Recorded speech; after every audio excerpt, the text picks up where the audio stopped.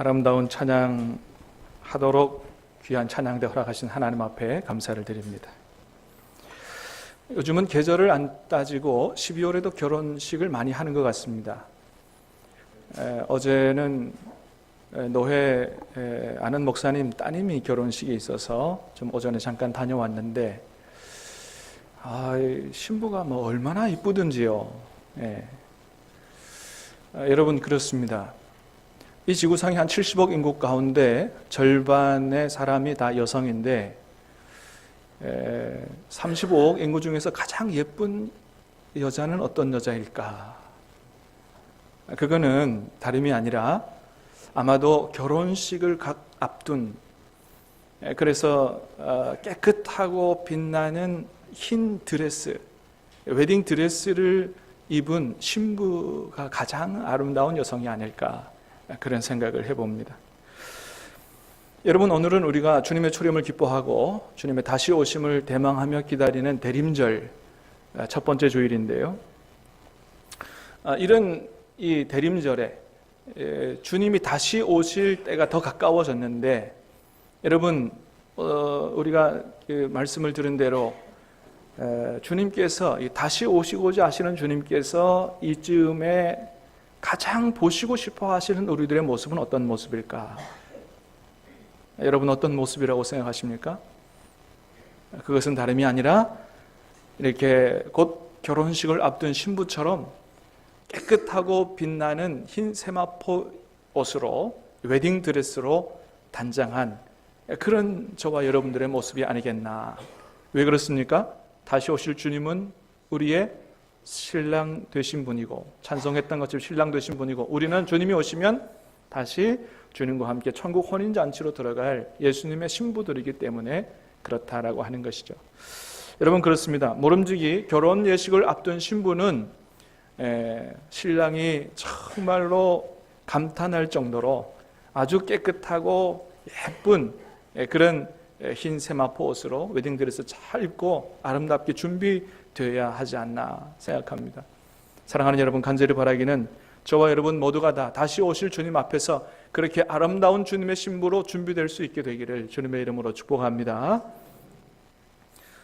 오늘 우리가 이사야 60장 말씀 읽었는데, 오늘 말씀에서도 보면 하나님의 백성들을 향한 하나님의 그런 마음이 신부된 백성들이 아름답게 준비되기를, 깨끗한 세마포 옷으로 웨딩드레스처럼 깨끗하게 차려입은 모습으로 준비되기를 원하는 그런 하나님의 마음이 고스란히 드러나 있는 것들을 보게 됩니다. 1절 말씀을 다시 한번 읽어보도록 하겠습니다. 1절 시작.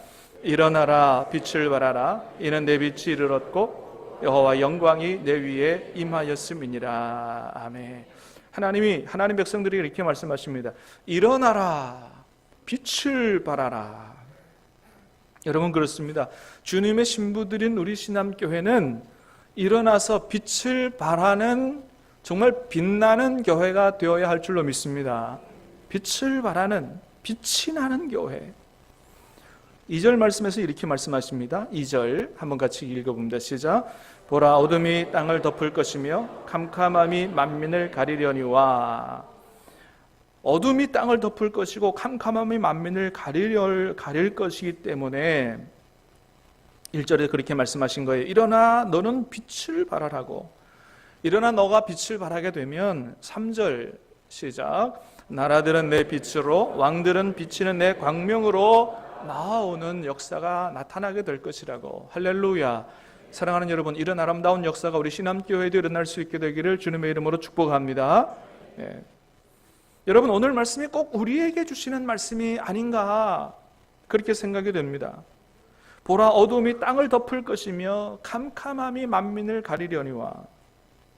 이 말씀이 곧 오늘날 우리 시대를 그대로 보여주는 것 같아요.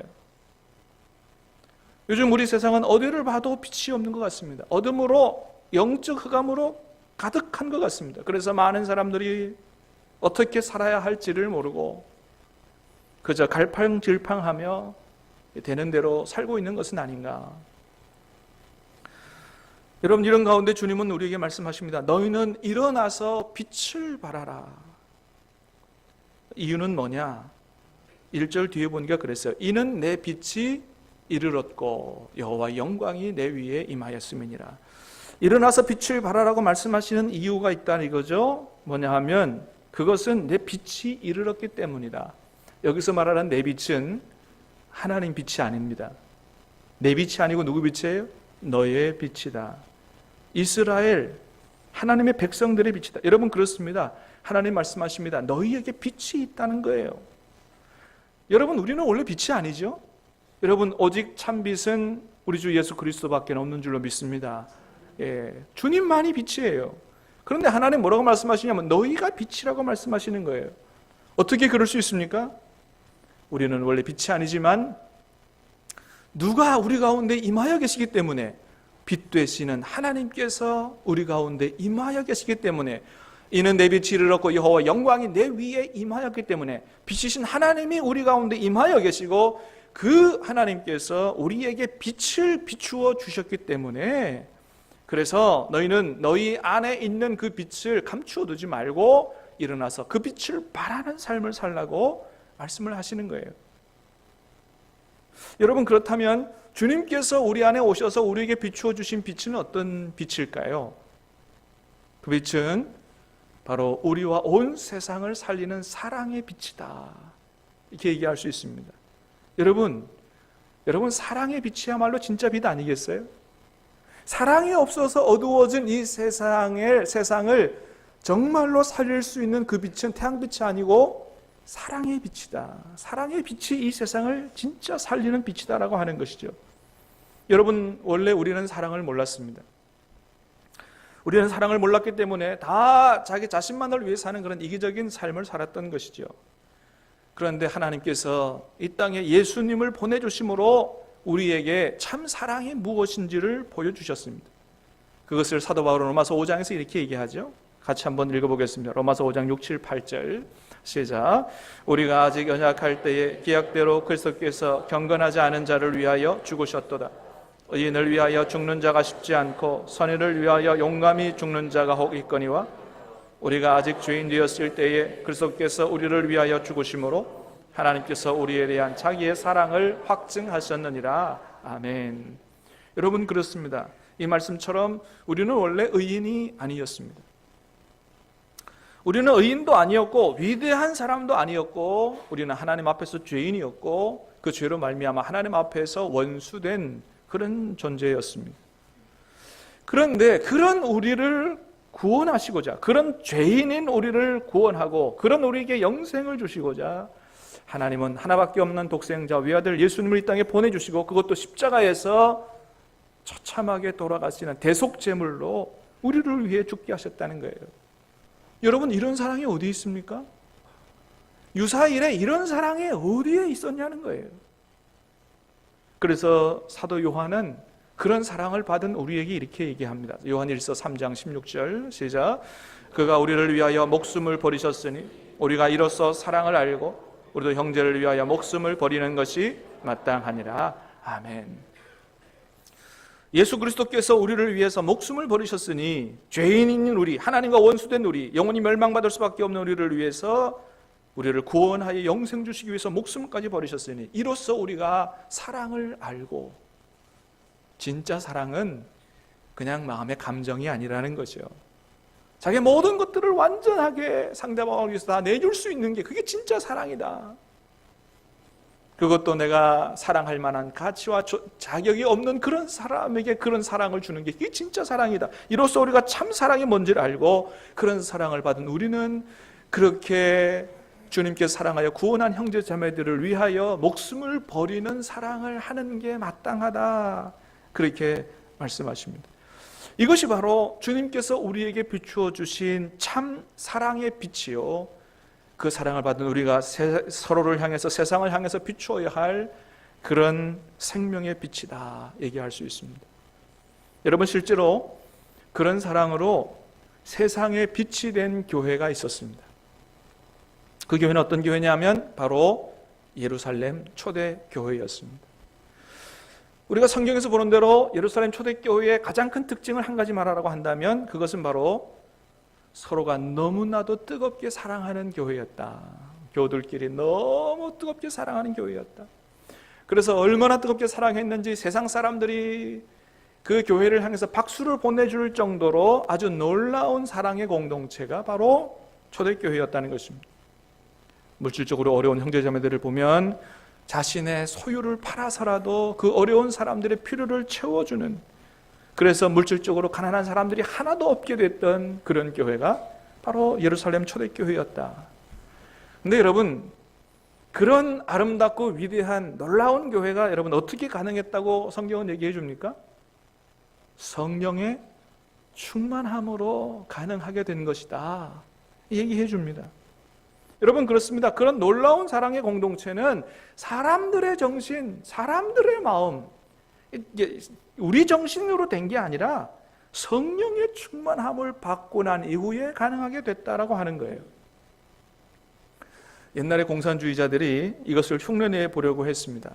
모든 것을 같이 만들고 또 같이 나누어 쓰면 천국 같은 세상이 이루어질 거라고 생각했습니다. 그래서 공산주의가 탄생되게 된 거죠. 근데 여러분, 어떻게 됐습니까? 생각대로 되지 않았죠.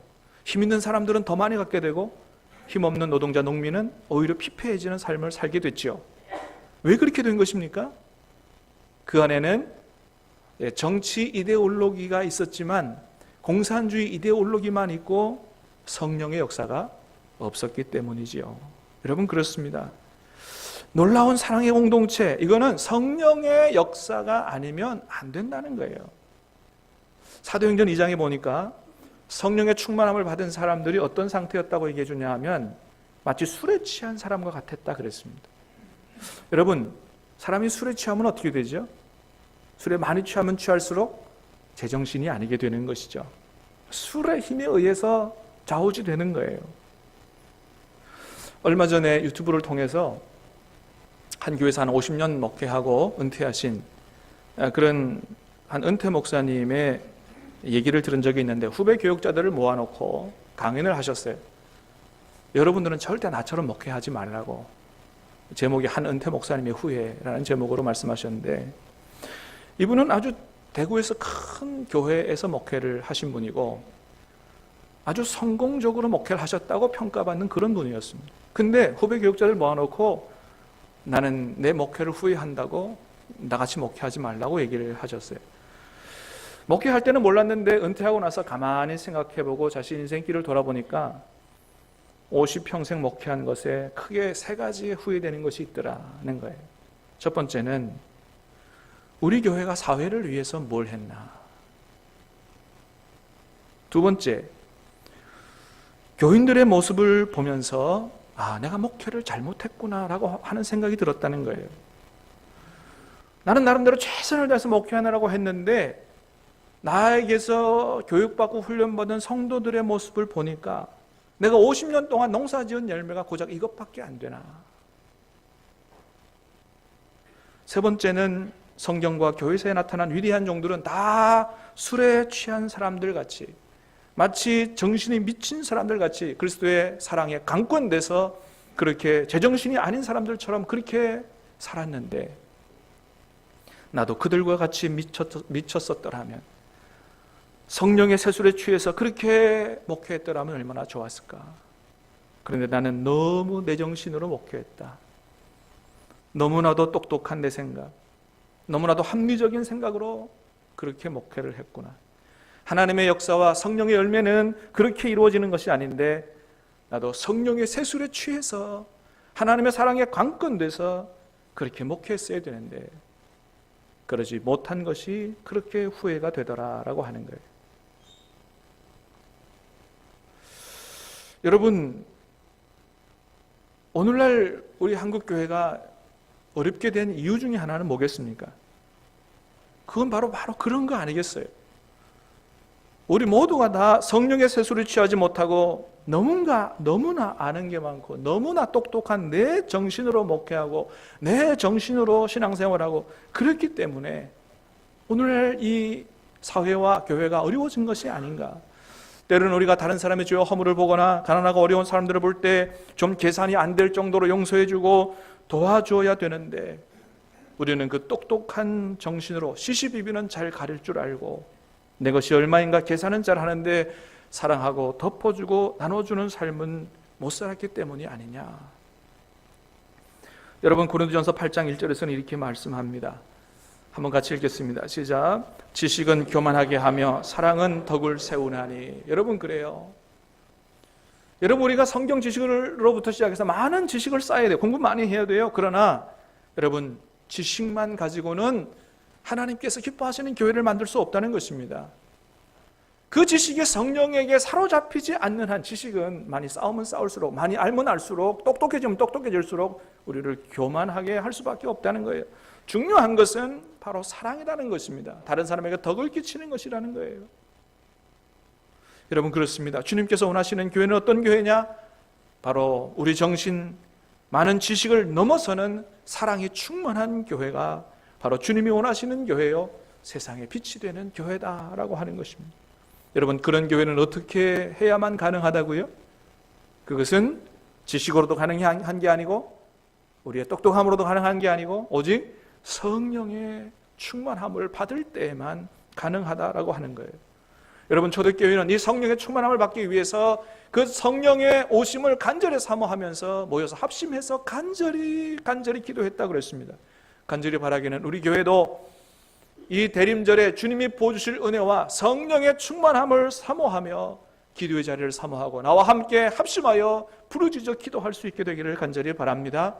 그래서 우리 모두가 다 성령의 충만함을 받고 먼저는 우리가 서로 먼저 뜨겁게 사랑할 수 있는 그런 초대교회와 같은 교회로 회복될 수 있게 되기를 주님의 이름으로 축복합니다.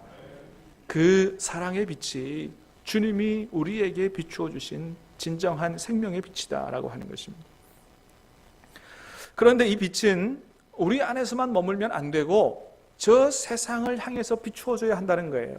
주님께서 먼저 우리에게 이 사랑의 빛을 비추어 주셨는데 이것은 먼저 너희에게서 열매를 맺고 그것이 저 세상으로, 세상을 향해서 섬김의 빛으로 비추어져야 한다는 것입니다.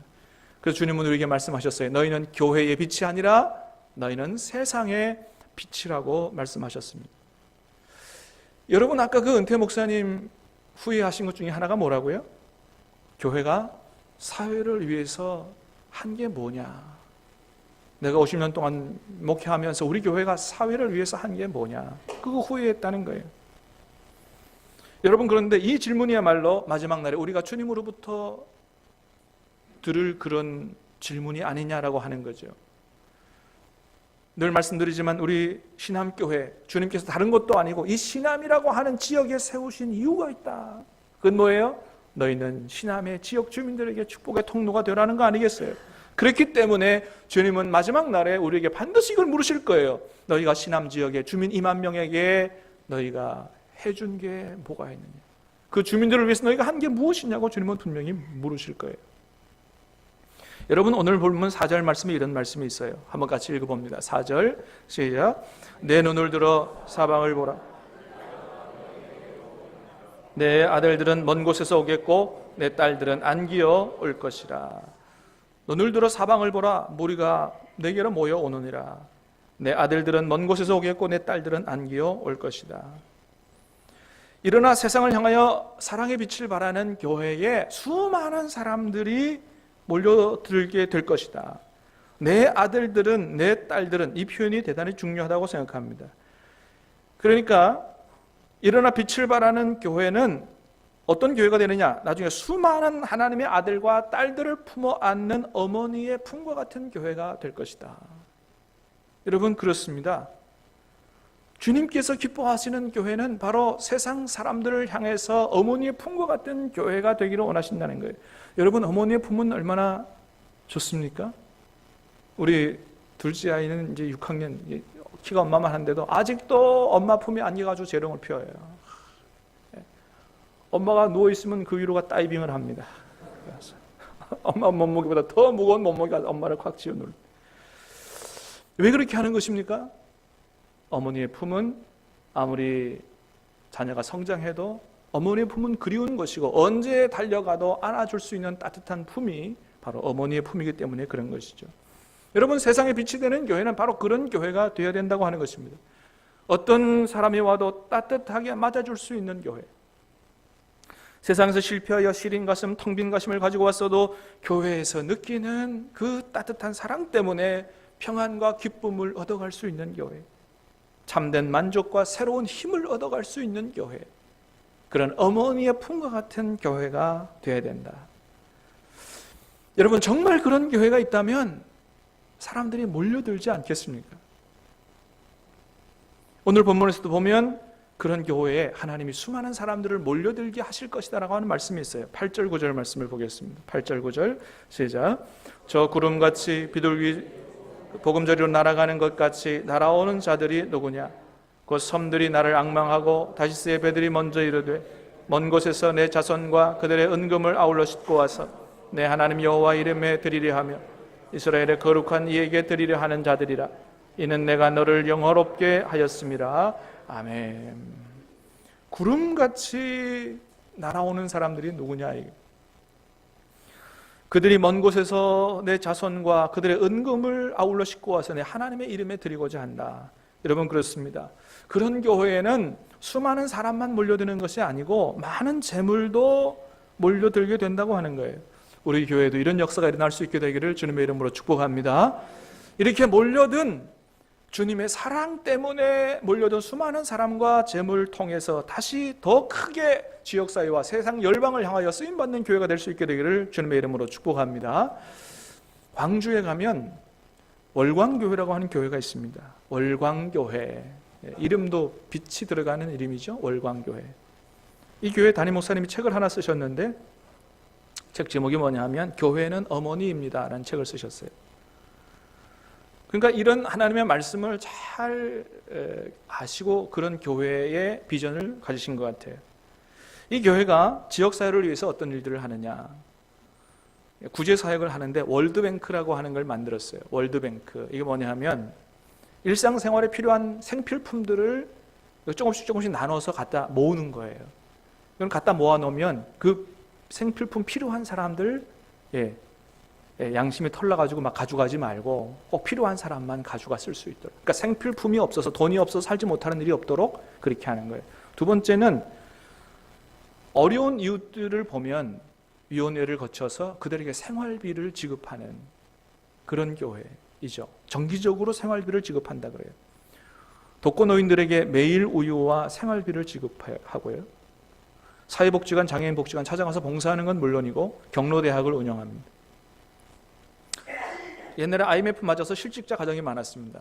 이 가정들을 위해서 창립기념주일, 성탄주일, 또 성탄절, 추수감사절, 맥주감사절, 특별 헌금은 다 전적으로 다 지역의 어려운 사람들을 위해서 사용합니다.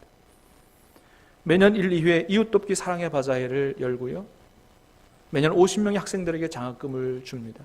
도서관 있고 책을 읽을 수 있는 정독실을 운영하고 매주일마다 교회 내 의사 선생님들 통해서 의료 상담을 실시해 주고요.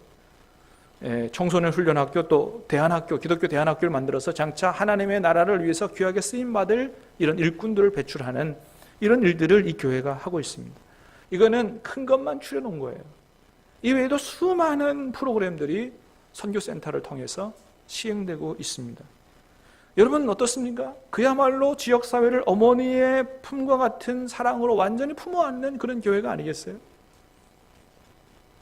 교회는 세상에 빛을 발하는 교회는 이런 교회가 되어야 된다는 것이죠. 여러분 얼마나 멋진 교회예요. 이런 교회를 볼 때 주님이 얼마나 기뻐하실까요? 여러분 우리가 이런 일들을 당장 하지 못한다고 해도 여러분 우리 교회도 그런 교회가 되고자 하는 그런 열망과 꿈을 가질 수 있게 되기를 주님의 이름으로 축복합니다. 꿈을 갖는 게 중요해요. 꿈을 가지고 기도하는 게 중요합니다. 꿈을 가지고 기도하면 하나님께서 이루어 주실 줄 믿습니다. 우리 힘으로 못 이루잖아요. 어떤 교회가 자기 힘으로 이런 교회를 이루었어요? 다 하나님께서 하시는 것이지요.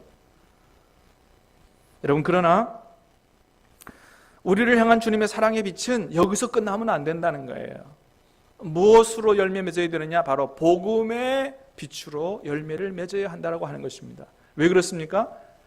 여러분 아무리 지역사회를 위해서 이런 좋은 일들을 많이 한다고 해도 결국 예수 그리스도 복음을 전해주지 못하면 교회는 사회복지기관으로밖에 전락할 수가 밖에 없기 때문에 그렇죠. 사랑하는 여러분 우리가 지역사회를 향해서 세계 열방을 향해서 가장 비추어야 할 가장 중요한 빛은 바로 복음의 빛인 줄로 믿습니다. 우리 사랑하는 주민들을 구원할 수 있는 길은 오직 예수 그리스도 그분을 통해서 그분을 영접하고 그분의 보혈로 죄를 용서받는 그 길, 그 복음의 빛 외에는 다른 길이 없기 때문에 그렇습니다. 사랑하는 여러분, 오늘 주님은 우리에게 말씀하십니다. 나의 신부된 신암교회여 일어나서 빛을 발하라. 주님께서 우리에게 빛을 허락해 주셨어요. 놀라운 십자가의 사랑을 받은 우리가 그 사랑의 빛으로 서로 뜨겁게 먼저 사랑할 수 있게 되길 바라고, 그 뜨거운 사랑의 빛으로 지역사회를 향한 섬김의 빛을, 또 복음의 빛을 비춤으로 여러분 지역 주민들이 우리 교회를 통해서 주님을 알게 되고 구원받게 되는 놀라운 열매를 맺어갈 수 있게 되기를 주님의 이름으로 축복합니다. 그런 교회를 보실 때 다시 오실 신랑 되신 주님께서 얼마나 기뻐하시고 우리를 데리고 천국 혼인잔치로 가실까, 그런 환상을 가져봅니다. 우리 같이 찬송하며 기도하도록 하겠습니다.